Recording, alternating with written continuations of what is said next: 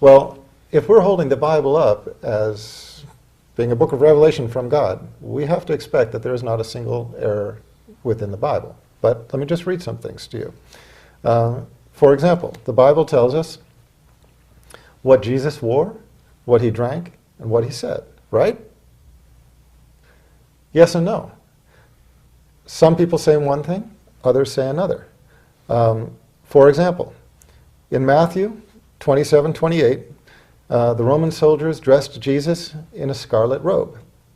However, in John 19:2, it says that the robe was purple. Matthew 27:34 says the Romans gave Jesus sour wine mixed with gall. In Matthew 15:23, it was mixed with myrrh. Matthew 15:25, Jesus was crucified before the third hour. John 19:14 through 15 says about the sixth hour. Luke 23:46 says Jesus' last words were, "Father, into your hands I commit my spirit." Beautiful words. Only problem is, in John 19:30, it records Jesus' last words as, "It is finished." Now, I'll tell you just kind of a whimsical story here. Mm-hmm. I picked up a book a little while ago called Famous Last Words. Yes. Right? And it recorded people's famous last words throughout history.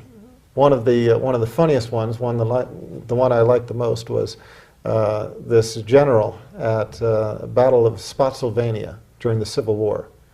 Okay? One of his aides was telling him not to be lifting his head up over a parapet because it was not cautious, it was dangerous. Mm-hmm. His famous last words were, they couldn't hit an elephant at this dist. And that was the end. They couldn't hit an elephant at this dist. He couldn't even finish his sentence. He got killed. Yeah. Famous last words. What's my point?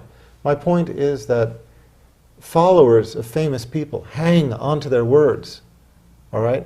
And when a person is dying, they hang on to their words even more closely because everybody is looking to quote your famous last words, you know? And they're looking for the answer, like that famous question, what's the answer? And the dying person said, what's the question? But the point is they got the quote right. And here in the Bible we have two Gospels written by people we don't know, but let's say we trust them. They both say different things. One says the last words were, Jesus' last words were, "It is finished." The other, "Into your hands I commend my spirit." So we have to ask ourselves, is this something that we would trust? Now, you know, when we're talking about the atonement, mm-hmm. what does this all come down to? It all comes down to the crucifixion, right? Yeah. The question of, did Jesus die for our sins? Well, let's take that a step further. Did Jesus die at all? If we look at the biblical accounts of what happened before and after the alleged crucifixion, we have to remember, in the Garden of Gethsemane, according to the Bible, all of the disciples deserted Jesus and fled. Now, if all of the disciples deserted him and fled, who was there at his trial?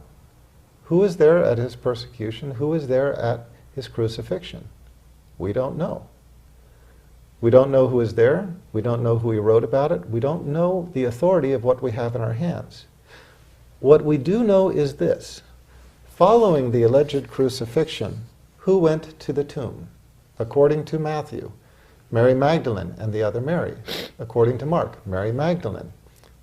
According to Luke, the women who had come with him from Galilee. According to John, Mary Magdalene. Why did they go to the tomb? Matthew, to see the tomb. Mark, they brought spices. Luke, they brought spices. John, no reason. Was there an earthquake? Matthew, yes. Mark, Luke, John, no mention. Did an angel descend? Matthew, yes. Mark, Luke, John, no mention. Wait a minute, I have a problem. We're talking about an earthquake and an angel descending. We're not talking about something as simple as Jesus riding the donkey. All of the Gospels agree. Jesus rode the donkey, which is pretty high on the who cares list. Mm-hmm. Who cares if he rode the donkey? But they all agree he rode the donkey. But we have three Gospels who fail to mention an angel descending and an earthquake. I mean, can you imagine three newspapers recording a historical event And one of them mentions an angel, one of them mentions an earthquake, and 3 don't. I'm only pointing out that we have a reason to have suspicion about the account. Who rolled back the stone? Matthew, the angel. Mark, Luke, and John, unknown. Who is at the tomb? Matthew, an angel. Mark, a young man. Luke, 2 men. John, 2 angels. Where were they? Matthew, the angel was sitting at the stone, outside the tomb. Mark, the young man was in the tomb, sitting on the right side. Luke, the 2 men were inside the tomb, standing beside them. And John, the 2 angels were, quote, sitting, one at the head, the other at the foot, where the body of Jesus had lain. By whom and where was Jesus first seen when he was allegedly resurrected? Matthew, Mary Magdalene, and the other Mary on the road to tell his disciples. Mark, Mary Magdalene only. Luke, 2 of the disciples. John, Mary Magdalene outside the tomb. Different people, different places, different times, and we're told to believe it. So, my point is that we have to begin by questioning the scriptural authority to begin with. If there were 4 stories that we knew who they were written by, and they all backed each other up, detail for detail, we would have a foundation upon which we could trust this.